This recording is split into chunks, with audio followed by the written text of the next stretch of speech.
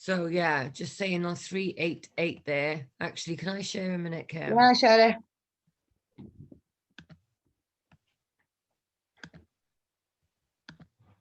So yeah, straight away, look, if we're looking on 388, it's saying how in 2017. Now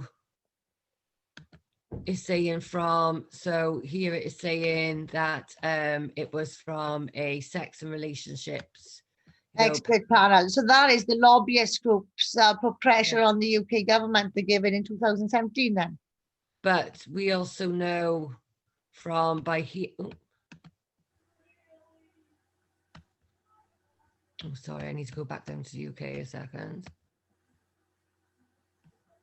We also know from 174, love, back up. Oh, sorry, I can't see the numbers.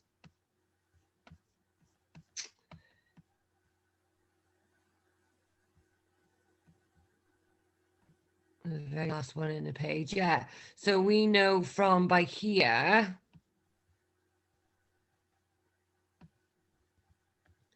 that it says, obviously the family planning clinic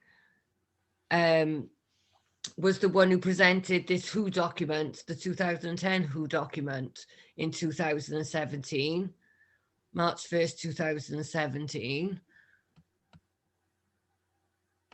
So we know. And we done just under that, Dallas says, and they decided sexuality education should start in school from 2019. If you just go down a bit further. Yeah, I can see it there. 2019 onwards.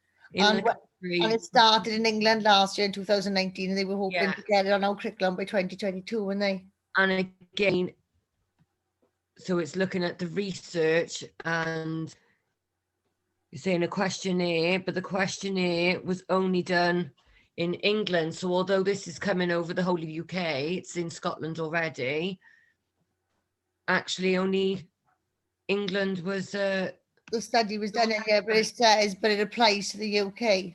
The studies were done in England, but it applies to the UK. Yeah. And those studies show the teachers don't like teaching it. Yeah. Well, we can have a little look at that. So right, what else have we got here in the bill?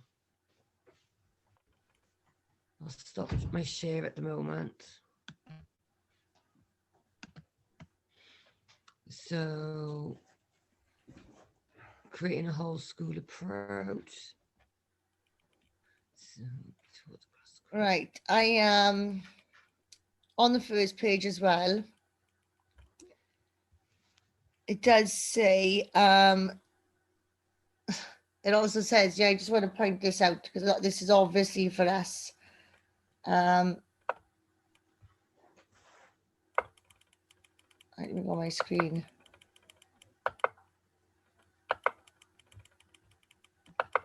So it says, best support is predicted on the need for greater clarity and detail about what will be taught, provision of comprehensive professional learning for teaching staff and expert input. What RSE will cover needs clearly communicated to counter any misinformation about this aspect of the bill. Well, it doesn't say nothing in the bill. It doesn't say nothing at all in the bill. All it says in the bill is a mandated subject, which we're going to point out now further down. But in the RSE draft, it's telling to refer to UNESCO. Also in this document here, it'll say that as well, won't it, which we'll show up now. But it just contradicts itself all the way through, doesn't it? Yeah. All the way through. So yeah, obviously further down here then on was it so 388 saying current law and guidance was outdated. But again, obviously all the policy, all the schools are telling us right now that it's actually, they're very happy with the sex education that's in place. Yeah, they say it's great. So 389, I think. I'll just make sure one of us are always sharing. So right, I just want to show something now as well. 391, I'm on Adele. Yeah. So just for everyone to say in that this is not mandated from age 3. Okay, I'll stop my share so you can see that now, and you can go through that, Kim.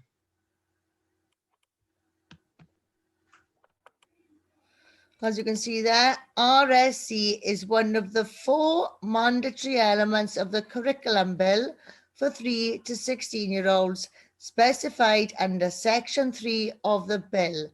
That's practically word for word what we have been saying. That sentence there is what we are fighting. We're not fighting a sex education. We're not fighting safeguarding. We are fighting that part of the bill. Where the hell, I'm like they say about correct terminology, safeguards. Well, where's biology? Where's science? Where's maths gone?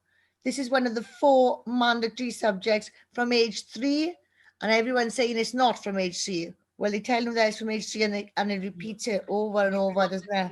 Again, down in 393. Unlike sex education at present, RSE will be mandatory for all learners from age 3. The bill requires that RSE must be designed and taught in a way that is developmentally appropriate for pupils and children. No other detail about the content of RSE is included in the bill itself, except RSE provision is guided by statutory code by the Welsh ministers. So it's saying at the top there that they have to be clear to counteract anything anybody else is saying against it. And yet here they are saying no other details of the content of RSE is included. So again, there is no right in the bill for a parent to withdraw their child from RSE. The Welsh Government consulted in autumn 2019 on the impact of the proposal to change the parent's ability to relationship and sexuality education in the new curriculum.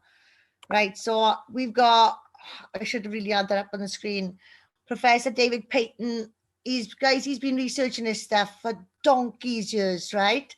And parental opt-out is always a bad idea. The stuff that, well, if you've seen our talks, right, we'll always discuss the dangers of what's going on in school. Like Adele can talk about the C card.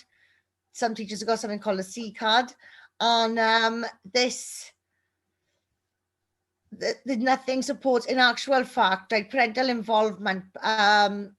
You have less unwanted pregnancies, less teenage pregnancies. Del, do you want to talk about the C card and the problem with this? Yeah, so I only just found out about this myself 2 days ago, and was surprised to learn that the C card is the condom card. So it's the person that the children can go to age 13 and over to get a condom and the morning after pill. So I was like, okay, and was just mostly interested in the training for this. And she said how they got to counsel the children. I said, right, okay, so what is, counseling of the children? And she said that it's just taking a few details from them. So I said, right, I said, what's your safeguarding training on them? When you speaking to the children, are you asking them whether they are being forced into sex, whether they're being paid for sex, whether they're feeling peer pressured into it? Are they aware of the emotional effects of having sex?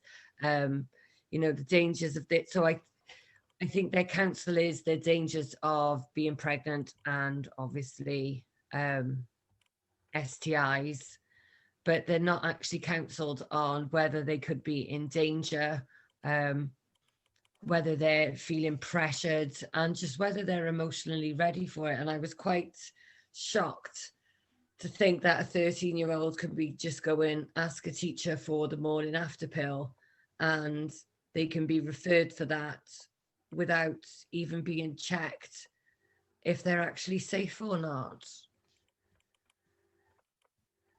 I want to show one or two things here now. Well, I'm just looking here as well. Okay, I'll just share my screen again.